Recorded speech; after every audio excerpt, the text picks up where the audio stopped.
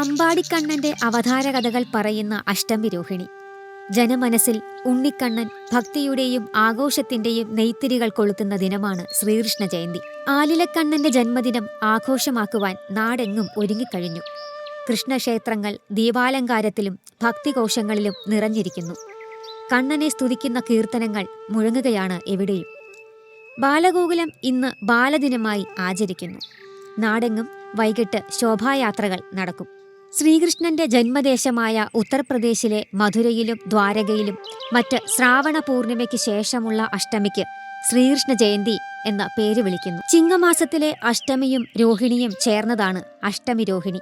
യുഗങ്ങൾ 4 കൃത, ത്രേത, ദ്വാപര, കലി എന്നിങ്ങനെ. ഇതിൽ ദ്വാപരയുഗത്തിലാണ് ശ്രീകൃഷ്ണന്റെ ജനനം. അഷ്ടമിരോഹിണി ദിവസം അർദ്ധരാത്രി കഴിയുന്നതുവരെ ഉറങ്ങാതെ കൃഷ്ണഭജനം ചെയ്തിരുന്നാൽ ഭഗവാന്റെ അനുഗ്രഹമുണ്ടാകുമെന്നാണ് വിശ്വാസം.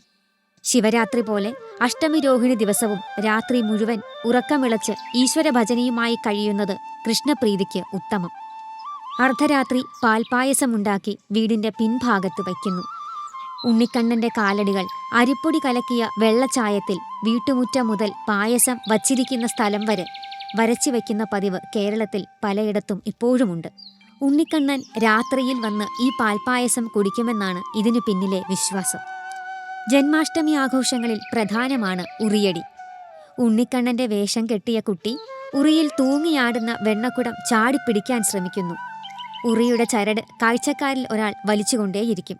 കാണികളിൽ കൗതുകവും ആവേശവും ഉണർത്തുന്നതാണ് ഈ മത്സരം. കേരളത്തിലെ എല്ലാ ശ്രീകൃഷ്ണ ക്ഷേത്രങ്ങളിലും അഷ്ടമി രോഹിണി ദിനം പ്രധാനമാണ്.